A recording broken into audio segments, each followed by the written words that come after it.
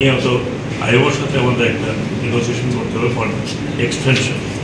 এখন এই এক্সটেনশনের মধ্যে কতজন করতে পারবে, তাদের আর্থিক অবস্থা কীরকম, আদৌ পারবে কিনা, এটা আমি আশা করি।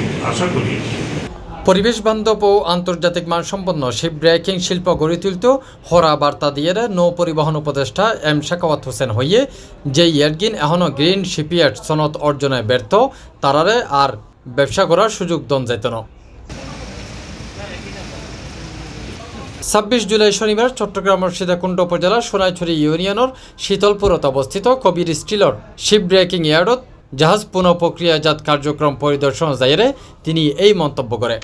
এই দেখার জন্য যে কী কী সমস্যা আছে সেটা একটা বই আকারে আমি মন্ত্রণালয়কে দিয়ে দিয়েছি।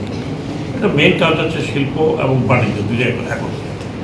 তো আমি এখন ফিরে গিয়ে আমি তাদের সাথে বলার চেষ্টা করবো, আমার তাদেরকে ডেকে যে হোয়াট আর দ্য প্রবলেম, কী প্রবলেম আমি দেখেছি। এবং অ্যাকচুয়ালি আমি এইমাত্র জিজ্ঞেস করলাম যে মাত্র 16টা এ পর্যন্ত গ্রিন সার্টিফিকেট নিয়েছে, বাকিগুলো এখন পর্যন্ত নেয়নি। জুন মাস পার হয়ে গেছে, জুলাই চলছে এবং আগামী আইএমও নভেম্বরে যখন হবে তখন এই প্রশ্নটা উঠবে। উপদেষ্টা জানায় হংকং কনভেনশন অনুসরণ করি সীতাকুণ্ড ষোলোয়া শিপ ব্রেকিং ইয়ার্ড ইতিমধ্যে গ্রিন সনদ পাইয়ে আরও হোগা পাইপলাইনত আছে। তবে বেশিরভাগ ইয়ার্ড এখনও আন্তর্জাতিক নিয়ম নীতি অনুসরণ করিতে না পারে। তারারে নিয়মের আওতাত আনতেও সরকার প্রয়োজনীয় সহায়তা দিব বলেও আশ্বস্ত করে উপদেষ্টা।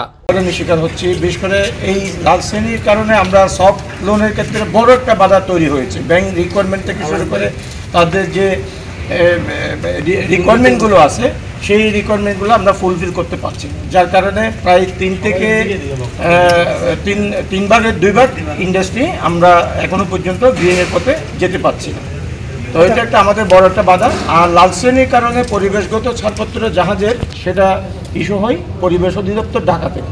তো যার কারণে একটা ওই ছাড়পত্র ইস্যুর কেন্দ্রটাই হচ্ছে একমাত্র কেন্দ্র, যেটা ঢাকা অধিদপ্তর, পরিবেশ অধিদপ্তর। তো প্রতি 2 মাস অন্তর অন্তর একটা মিটিং কল হয়, অনেক ক্ষেত্রে 2 মাসের অধিক সময়ও লেগে যায়। একমাত্র সহায়তা আমরা চাচ্ছি আমাদের নিয়ম অনুযায়ী শিপটাকে রিসাইকেল করতে যা যা প্রসিডিউর আছে, স্টেপ 1, 2, 3, আউটার থেকে আসা, পরিবেশ দেখা, পরিবেশের ছাড়পত্র, কাটিং পারমিশন, এগুলো যেন সময় মতো টাইমলি হয়। অযথা এটাকে যেন ধরে রাখা না হয়, বিভিন্ন অজুহাতে ইদানিং এগুলো ধরে রাখে। এটার বাইরে আর কিছু নেই, যেন আমাদের, কারণ আমাদের প্রতিটা দিন কাউন্টেড। যেহেতু আমি জাহাজটা কিনে ফেলি, প্রতিদিনই আমাদের ব্যাংকের ইন্টারেস্ট কাউন্ট হয়েছে স্টার্ট।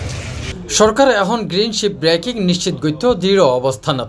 এম শাখাওয়াত হোসেনের বক্তব্য পরিষ্কার, যারা নিয়ম মানি চলত না তারা আর শিপ ব্রেকিং ব্যবসা তাহিত ফেরত না। পরিবেশ বান্ধবতা ও আন্তর্জাতিক মানি এখন টিকি তাহার একমাত্র উপায়। সি+ টিভি, চট্টগ্রাম।